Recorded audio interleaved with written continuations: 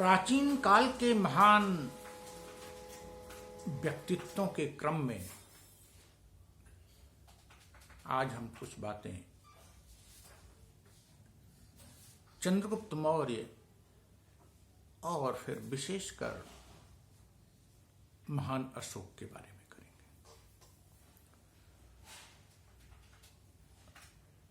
चंद्रगुप्त मौर्य ने एक बड़े साम्राज्य की स्थापना की। चाणक्य के मार्गदर्शन में उसने भारत में इतना बड़ा साम्राज्य स्थापित किया, क्षेत्रफल की दृष्टि से जो आज भी भारत नहीं है। उसमें वर्तमान भारत के साथ साथ पूरा का पूरा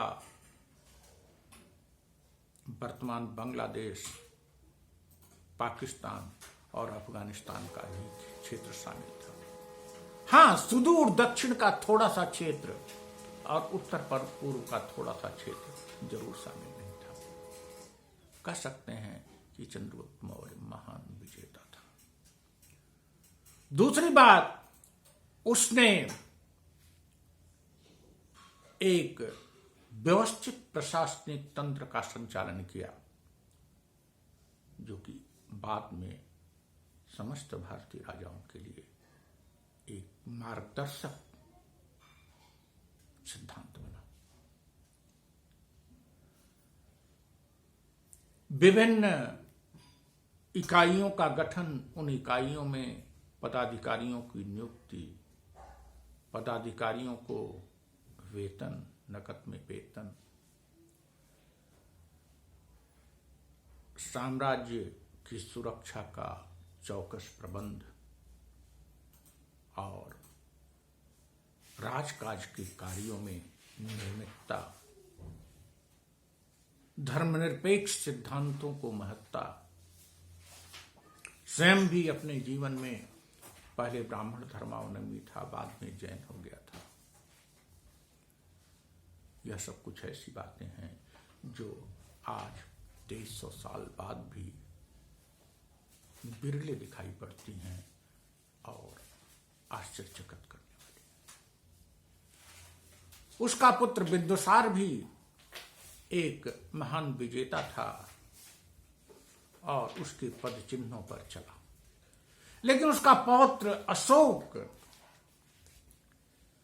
वर्तमान में अत्यधिक प्रासंगिक है। आज से लगभग 2200-2300 साल पहले अशोक ने धर्म विजय की बात की। सैन्य विजय की अपेक्षा उसने धर्म विजय की अवधारणा दी, जो आज 21वीं सदी में मानवीय अधिकार और मानवता के मानदंडों पर सर्वथा खरा है। कलिंग युद्ध के बाद उसने युद्ध न करने की शपथ ली और जीवन पर्यंत इसको निभाया। जहां एक तरफ वो अपने व्रत पर अटल रहा, वहीं दूसरी तरफ उसकी शक्ति, चाहे वो सैन्य शक्ति हो, चाहे नैतिक शक्ति हो, इतनी बलवती रही कि उसके साम्राज्य पर किसी ने आक्रमण नहीं किया और उसका साम्राज्य उसके जीवन पर्यंत अक्षुण्ण रहा। वह एक ऐसा शासक है जो वर्तमान कल्याणकारी भावनाओं से ओतप्रोत है, धार्मिक मूल्यों और नैतिकता से ओतप्रोत है। उस पर ब्राह्मण धर्म के प्राचीन नैतिक मूल्यों तथा बौद्ध धर्म के तत्कालीन मूल्यों, विशेषकर अहिंसा का पूरा प्रभाव है। वह एक ऐसा शासक है कि जो अपनी जनता से संवाद स्थापित करना चाहता है। मीडिया के अभाव में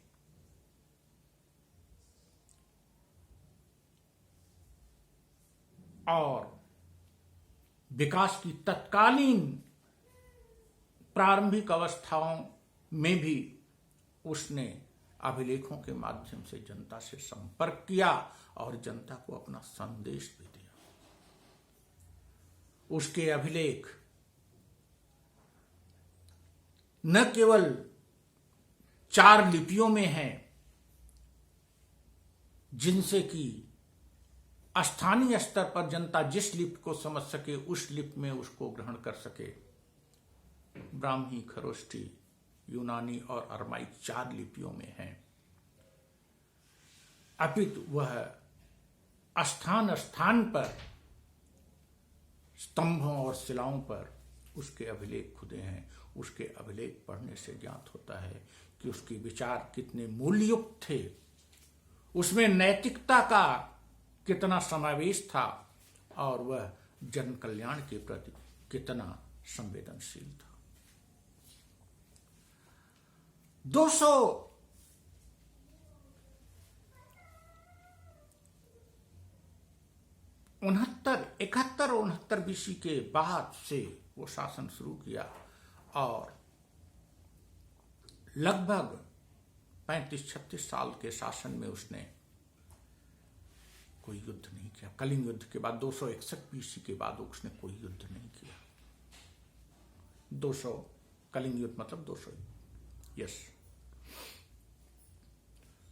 कलिंग युद्ध के बाद उसने कोई युद्ध नहीं किया और उसका साम्राज्य अक्षुण्ण बना रहा।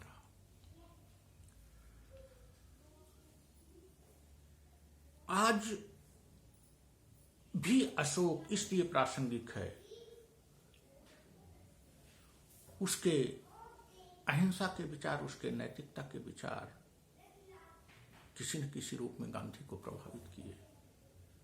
उसके विचार किसी न किसी रूप में भारतीय संविधान को भी प्रभावित किए हैं और उसके विचार आज के संयुक्त राष्ट्र संघ के लिए अत्यधिक प्रासंगिक हैं। संयुक्त राष्ट्र संघ लगातार इस बात का प्रयास कर रहा है कि विश्व के देशों में युद्ध न हो, लेकिन अभी तक वह विश्व युद्ध को तो अवॉइड कर सका है लेकिन युद्धों को अवॉइड नहीं कर सका है।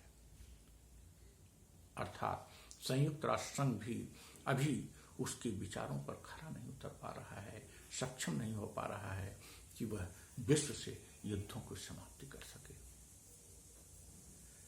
ऐसी स्थिति में यह महान विभूति जो कि भारत में पैदा हुई, भारत में शासन की, बड़े साम्राज्य पर शासन की, साम्राज्य उसका शक्तिशाली रहा और उसने बिना युद्ध किए धम विजय, अन्य देशों में भी उसने अपने प्रचारक भेजे, अपने विचारों के प्रचारक भेजे और इस प्रकार से अशोक को आज भी महान कहा जाता है। और आने वाली शताब्दियों तक जब तक उसकी बात खरी नहीं उतरती, उसकी बात को आने वाला युग स्वीकार नहीं करता, तब तक उसकी प्रासंगिकता इसी रूप में बनी रहेगी और ऐसा होने पर भी हमेशा वो याद किया जाएगा कि वह हजारों साल पहले इस विचार को न केवल रखा